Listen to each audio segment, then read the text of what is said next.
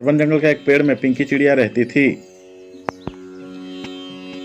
पिंकी की इस दुनिया में और कोई नहीं था। उसके माता पिता ने मरने से पहले एक खेत खरीदा था।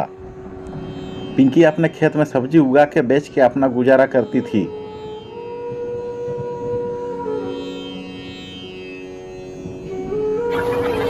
एक दिन अचानक गांव में तेज बारिश आता है और बाढ़ में पिंकी का घर बह जाता है।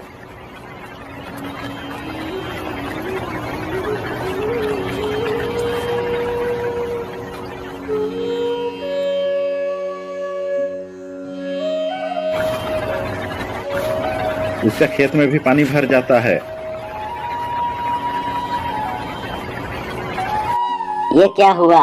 अब मैं कहाँ जाऊंगी? मेरी तो कोई रिश्तेदार भी नहीं है जो मेरी मदद करे। पिंकी का सारे खेत पानी में भरा होता है और उसमें एक आम का पेड़ होता है जिसे कुछ नहीं होता है। पिंकी की नजर उस आम का पेड़ पर पड़ जाता है। अरे इस पेड़ को तो कुछ नहीं हुआ है और इस पर तो बहुत सारी आम लगा हुआ है। मैं इन आमों को जंगल के बाजार में बेचूंगी और जो पैसे मिलेंगे उससे अपने रहने के लिए एक घर खरीदूंगी। पिंकी आम के पेड़ से बहुत सारा आम तोड़ लेती है और जंगल के बाजार में बेचने चली जाती है।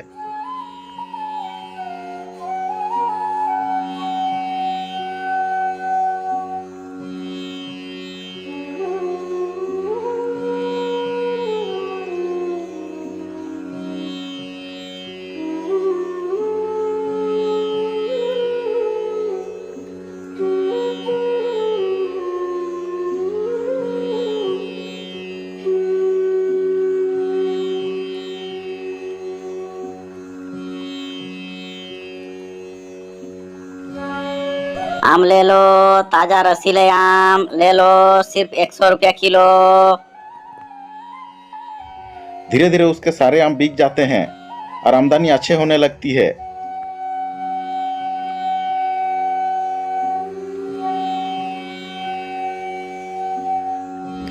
पिंकी आम बेच के घर वापस चली जाती है।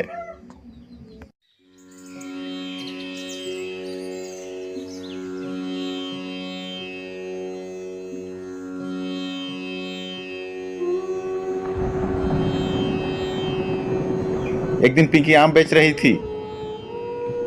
तभी एक छोटी सी चिड़िया आती है, बोलती है, दीदी दीदी, क्या आप मुझे खाने के लिए एक आम देंगे? मुझे बहुत भूख लगी है। पिंकी वो छोटी सी चिड़िया को एक आम खाने के लिए दे देती है। वो छोटी सी चिड़िया खुशी खुशी आम खा लेती है, फिर वहां से चली जाती है।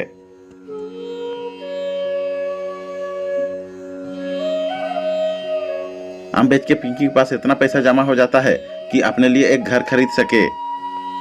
कुछ दिन बाद पिंकी घर खरीदने के लिए जा रही होती है कि उसकी पैसा का थैला कहीं गिर जाता है।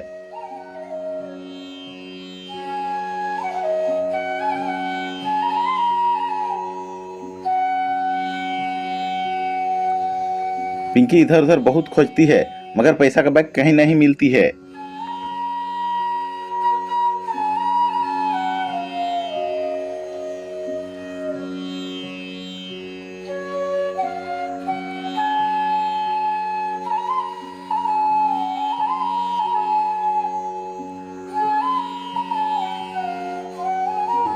पिंकी निराश होकर एक पेड़ के नीचे बैठ के रोने लगती है।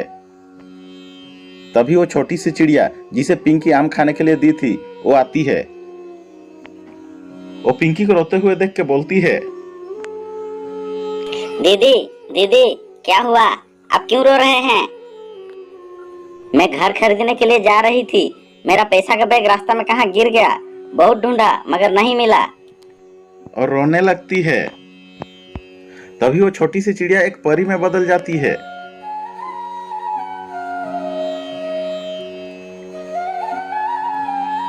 पिंकी, मैं एक परी हूँ।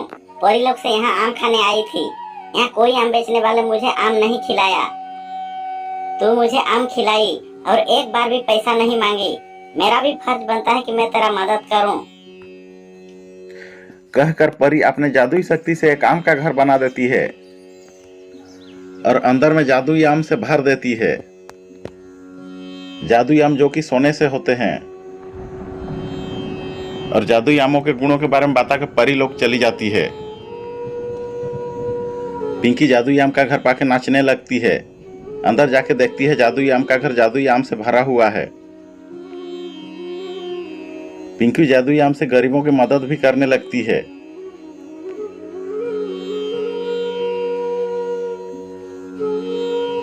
पिंकी की पड़ोस में रहने वाला कालू कौआ को जब पिंकी के जादुई आम का घर के बारे में पता लगता है, वो देखने जाता है। अरे ये जादुई आम का घर तो बहुत सुंदर है और सुना है अंदर में जादुई आमों से भरा हुआ है, जो कि अलग अलग गुणों से भरा हुआ है। एक काम करता हूँ, आज रात को सारे आम को चुरा के ले जाऊंगा। रात को कालू कौआ आके सारे आम को चुरा के अपना घर ले जाता है और आराम से सो जाता है।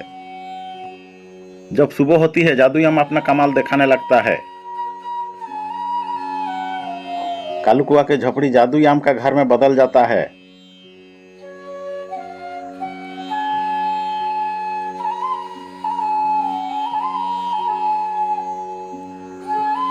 उधर पिंकी अपना जादुई आम का घर को खोजने लगती है। खोजते खोजते पिंकी कालू कौआ के पास पहुंचती है। देखो कालू, मेरा जादुई आम तुमने चुराया है, प्यार से दे दो, नहीं तो अच्छा नहीं होगा। अरे पिंकी भाग यहाँ से, मैं तो अपने माँ बाप का नहीं सुनता, तेरा क्या सुनूंगा। कहकर भगा देता है। पिंकी दुखी होकर चली जाती है। तभी थोड़ी देर बाद एक छोटी सी चिड़िया आती है। भैया भैया, मुझे एक जादुई आम दे दो ना, मैं बहुत गरीब हूँ। चल भाग यहाँ से, यहाँ कोई जादुई आम नहीं है, होता भी तो मैं तुझे नहीं देता। यहाँ का भंडारा खोल कर बैठा हूँ। और छोटी सी चिड़िया को धक्का दे देता है। चिड़िया गिर जाती है और उठकर परी के रूप में आ जाती है।